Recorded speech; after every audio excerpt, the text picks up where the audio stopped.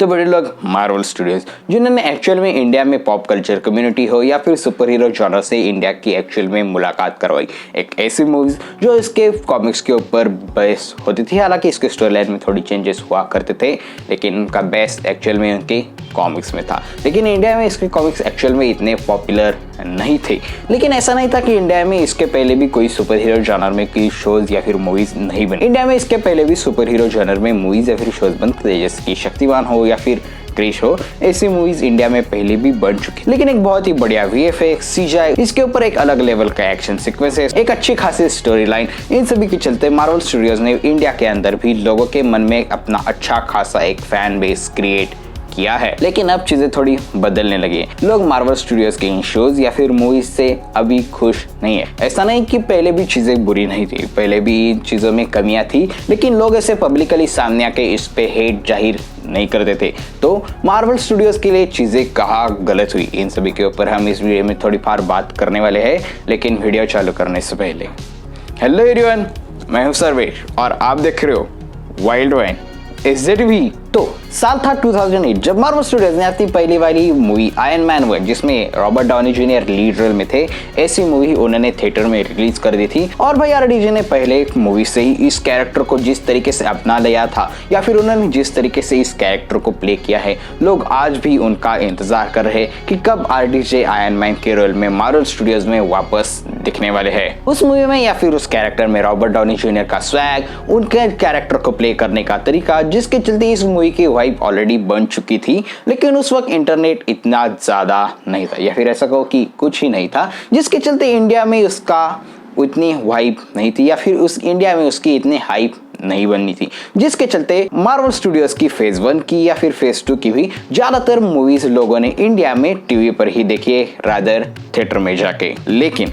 ऐसी चीजें बार बार टीवी पे प्रदर्शित होना, यानी कि ये मूवीज बार बार टीवी पे लग जाती थी, आयरन मैन 1 हो, 2 हो, थॉर हो या फिर दी एवेंजर्स जैसी मूवीज, मैंने खुद दी एवेंजर्स टीवी पे देखी है। तो ऐसी मूवीज बार बार टीवी पे लगना, और ये कुछ अलग दिख रहा है, इसका VFX अलग है, इसका एक्शन सीक्वेंसेस भारी भरकम है, जिसके चलते इंडिया में इन सभी मूवीज का एक फैन बेस क्रिएट हो रहा था। और इन सभी का मेन क्रेडिट जाता है रॉबर्ट डाउनी जूनियर को। भाई साहब, बंदे ने फेज 1 और फेज 2 दोनों ही पूरा अपने शोल्डर पे कैरी किया था और उसके लिए उनको सैल्यूट। लेकिन इन सभी के बीच में 31 दिसंबर 2009 को डिज्नी, यानी कि आज का जो डिज्नी प्लस हॉटस्टार है, उनने मार्वल स्टूडियोज को खरीद लिया, क्योंकि मार्वल स्टूडियोज के पास पैसों की कमी थी और उनको दी एवेंजर्स और इन तरीके से जो बड़ी बड़ी मूवीज उनको बनानी थी, जिसके चलते उनको विटामिन ए की कमी थी और वो डिज्नी पूरी कर सकता था। इसलिए मार्वल स्टूडियोज ने खुद को डिज्नी के हाथ में सौंप दिया। लेकिन डिज्नी एक ऐसी कंपनी है जो sort of family friendly content बनाती है, जिसके चलते उनके सभी कंटेंट PG-13 के दायरे के अंदर ही रहते हैं, और ये रूल मार्वल स्टूडियोज के ऊपर भी लगा था, और जिसके चलते मार्वल के सभी शोज या फिर मूवीज PG-13 के दायरे में आ चुकी थी। और यहीं पे थोड़ी थोड़ी चीजें बिगड़ना चालू हो चुकी, क्योंकि डिज्नी ये तो जानता है कि उनका कंटेंट बच्चे भी देखते हैं, जिसके चलते वो PG-13 बनाते हैं, लेकिन वो ये बात बार बार भूल जाते हैं कि बच्चे बड़े भी होते हैं। लेकिन इस चीज को हम थोड़ा साइड में रखें, तो इसके बाद आई थी मार्वल की फेज 2, और इसमें भारी भरकम जो VFX था और अच्छी खासी स्टोरी लाइन और इसमें जो एक्शन सीक्वेंसेस दिखाए गए थे, ये इंडिया में लोगों ने पहली बार थिएटर में जाके एक्सपीरियंस करे थे, जिसके चलते उनको अगले मूवीज से वाइब और भी बढ़नी चालू हुई थी। इसके पोस्ट क्रेडिट सीन में इसके अगली मूवीज के शॉट्स दिखना और इन सभी को लोगों में हाइप एक बिल्ड हो चुकी थी, जिसके लिए लोग इंतजार कर रहे थे कि कब मार्वल की अगली मूवी आए और हम उसे देखने जाए। और इन सभी के बाद में आई मार्वल की फेज 3, जिसमें हमें Captain America Civil War, Endgame, Infinity War जैसी बिग बजट और बड़ी बड़ी मूवीज देखने को मिली। इन्फिनिटी वॉर हो या फिर एंड गेम को हो, एंड गेम मूवी तो अभी भी टॉप 3 हाईएस्ट ग्रोसिंग मूवीज में आती है। और इस फेज 3 में इंडिया में सुपर हीरो जॉनर अपने गोल्डन पीरियड था, ऐसा कहा तो भी बुरा नहीं होगा, क्योंकि फेज 2 और फेज 3 के बीच में इंटरनेट भी अच्छा खासा ग्रो हुआ था। हमारे मोटा भाई के चलते इंडिया में भी जियो लॉन्च हो चुका था, जिसके चलते सभी लोगों के पास इंटरनेट था और लोगों को ऐसी मूवीज और भी ज्यादा एक्सेसिबल हो गई थी, जिसके चलते मूवी का वाइब वर्बली भी काफी ज्यादा पास हो रही थी और इन सभी के बीच में हमारी पॉप कल्चर कम्युनिटी भी यूट्यूब के ऊपर ग्रो करना चालू हो चुकी थी, जिनमें सुपर देसी नट, कॉमिक वर्स, पीजे एक्सप्लेन और बादल भाई का BNFTV ऐसे जो चैनल है, यानी कि और भी है, लेकिन इन सभी चैनल ने इस सुपर हीरो जॉनर को या फिर पॉप कल्चर को एक अच्छा खासा वाइब बना के दिया। इन्होंने एक अच्छा खासा इसे बिल्डअप दिया था, जिसके चलते मार्वल की फेज 3 इंडिया में काफी ज्यादा सुपरहिट हो चुकी थी और लास्ट में जो एंड गेम में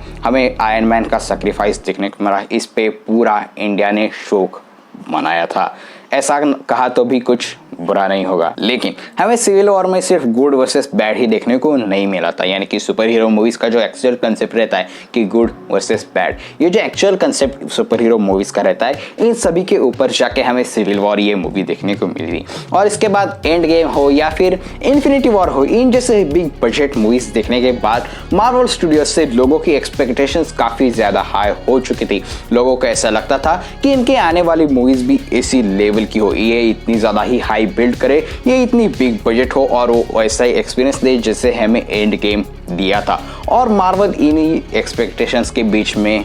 दब गया।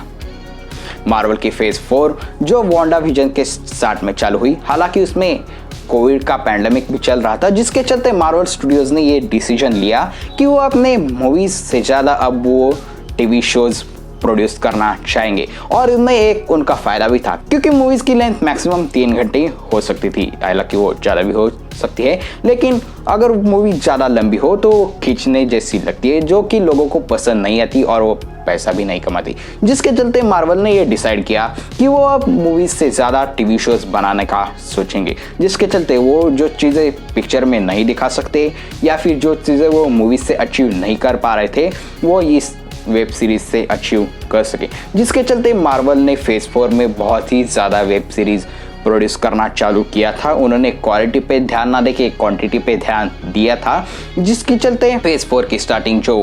वांडा विजन से चालू हुई थी, हालांकि वांडा विजन भी उतना अच्छा शो नहीं था, लेकिन इन सभी के बीच में उन्होंने अपने राइटर्स बदल लिए।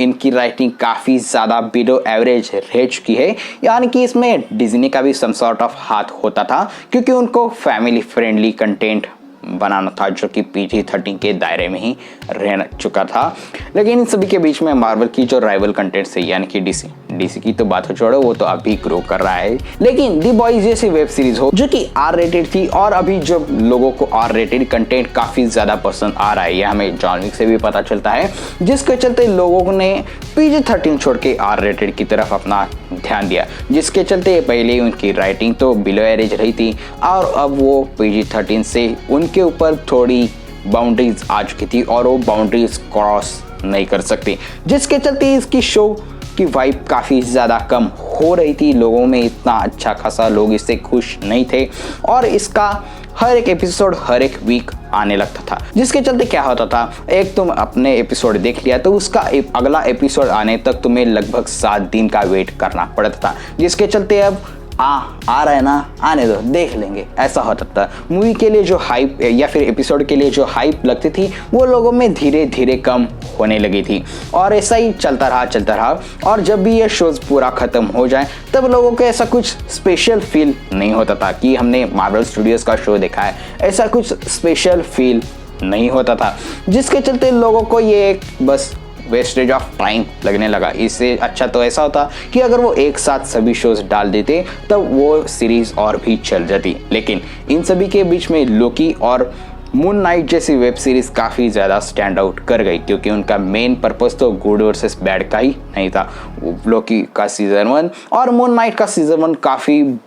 अलग लेवल लेके चलती थी, उनका पर्पस कुछ अलग ही था, यानी कि गुड वर्सेस बैड का उनका पर्पस नहीं था, उनका पर्पस कुछ अलग था, जिसके चलते लोगों को वो दोनों वेब सीरीज काफ़ी ज़्यादा पसंद आई। लेकिन इसके बाद जो वेब सीरीज आई थी, यानी कि मिस मार्वल हो या फिर शी हल्क जैसी वेब सीरीज हो, इन्होंने लोगों को काफ़ी ज़्यादा डिसअपॉइंट कर दिया है। इनकी स्टोरी लाइन भी अच्छी खासी नहीं थी, इनकी एक्टिंग की तो बात ही अब रहने दो, और भाई इसका VFX, मार्वल जिस चीज़ के लिए लोगों में इतने सालों से पसंद था उन्होंने उसमें ही खराब कर दिया था। लोगों को इनके VFX शीशे देखना काफ़ी ज़्यादा अच्छा लगता था, कुछ नया है ऐसी इसमें से फील आती थी, लेकिन शी हल्क जैसी वेब सीरीज़ या फिर मिस मार्वल जैसी वेब सीरीज़ लोगों को काफ़ी ज़्यादा डिसपॉइंट करती गई और इन्हीं सभी के बीच में उन्होंने काफ़ी ज़्यादा कंटेंट प्रोड्यूस किया था, जिसके चलते लोगों में कुछ फटीक सा हो गया था कि ये शो अभी तो खत्म हुआ और इतनी जल्दी इनका दूसरा शो भी आ गया, वो भी एक एपिसोड इस वीक और अगला एपिसोड अगले वीक, जिसके चलते लोगों में अब इसकी वाइब बहुत ही कम हो गई थी। लोगों को शो देखना काफ़ी ज़्यादा नापसंद हुआ था, इनकी रीवॉचेबिलिटी भी कम हुई थी और इन सभी के बीच में मार्वल के मूवीज़ ने भी मार खाना चालू किया था। इनकी जो बैड राइटिंग थी वो इनके मूवीज़ में भी दिखना चालू हो चुका था। इसका मल्टीवर्स ऑफ मैडनेस जैसा हो, मल्टीवर्स ऑफ मैडनेस का मूवी काफ़ी अच्छी चलती है लेकिन वो क्लाइमैक्स में जाके काफ़ी ज़्यादा मार खा जाती है और इन सभी के ऊपर है मार्वल की थॉर लव एंड थंडर ये मूवी। भाई साहब, इस मूवी के बारे में बात ही ना करो तो ही ठीक है। ये मार्वल की आज तक की सबसे घटिया मूवी साबित हो चुकी है, लेकिन लोगों को ऐसा लगता था कि अब ये फेज 4 खत्म हो चुकी है, तब ये शायद फेज 5 में कुछ अच्छा खासा काम करेंगे, क्योंकि फेज 5 की जो एंटमैन एंड द क्वांटमैनिया थी, इसका ट्रेलर तो काफ़ी अच्छा निकल के आया था। लोगों को ऐसा लगता था कि इसमें हमें कुछ अलग चीज़ें देखने को मिलेगी, हमें इसमें कैंग का साम्राज्य देखने को मिलेगा, कैंग ओरिजिनल में क्या है ये देखने को मिलेगा, लेकिन हुआ कुछ अलग ही। एंटमैन एंड द क्वांटमैनिया ये मूवी बिलो द एवरेज रही। इस मूवी ने बॉक्स ऑफिस पे भी कुछ अच्छा खासी कमाई नहीं की। ये मूवी मार्वल के आज तक की जितने भी बिलो एवरेज मूवी रही है उसमें से ये टॉप 10 में आ जाती है, इतनी ये मूवी बिलो एवरेज रही थी। और ये सभी चीज़ें मार्वल के अपोजिट तो जा रही थी और इन सभी के बीच मार्वल स्टूडियोज में काम करने वाले एक्टर्स भी अलग अलग कुछ कांड किए जा रहे थे, शायद एजरा मिलर से इंस्पायर थे। खैर, इन सभी के बीच में मार्वल्स ने एक्टर्स ने भी काफ़ी ज़्यादा कांड किया है, जिसमें सबसे ऊपर तो अब आता है जोनाथन मेजर, जो कि मार्वल के फेज 5 और फेज 6 जो कि आने वाले मार्वल के फेज है, इन सभी में वो लीड रोल में थे। वो मार्वल के बिग डैडी कैंग का रोल प्ले करने वाले थे। उनके ऊपर भी एलिगेशंस लग चुके हैं, जिसके चलते अब वो भी अरेस्टेड है, जिसके चलते मार्वल के सामने की अब परेशानियां और भी ज़्यादा बढ़ चुकी हैं। लेकिन मार्वल ने लोगों की बात सुन ली, उनको ये बात समझ में आई कि लोग अपने टीवी शोज को ज़्यादा कुछ पसंद नहीं कर पा रहे हैं, जिसके चलते अब उन्होंने ये फैसला लिया था कि वो अपने शोज में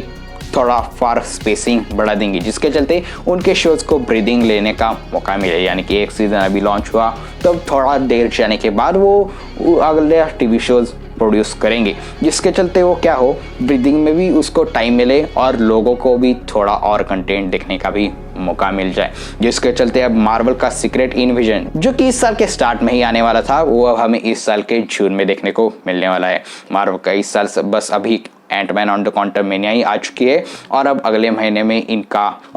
महीने इनकी गार्डियंस ऑफ द गैलेक्सी ये मूवी आने वाली है। और ऐसा लगता है कि मार्वल ने लोगों के सुनने के बाद अपने राइटर्स के ऊपर भी थोड़ा काम करना चालू किया है, क्योंकि सीक्रेट इनविजन का ट्रेलर काफ़ी ज़्यादा ग्रे शेड लेके चलता है, वो काफ़ी ज़्यादा सीरियस लेके चलता है, ऐसा अभी तो ट्रेलर से फील होता है। अब ये देखना इंपॉर्टेंट होगा कि ये मूवीज़ में कैसे करते हैं, क्योंकि एंटमैन के ट्रेलर में भी एक भी जोक नहीं था। खैर, इन सभी के ऊपर आपके क्या थॉट्स है, और अगर मैं कहाँ गलत हूँ तो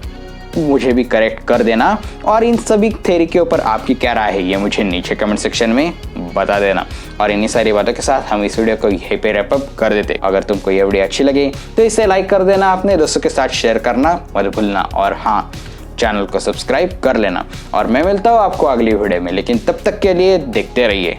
वाइल्ड वाइन SJTV।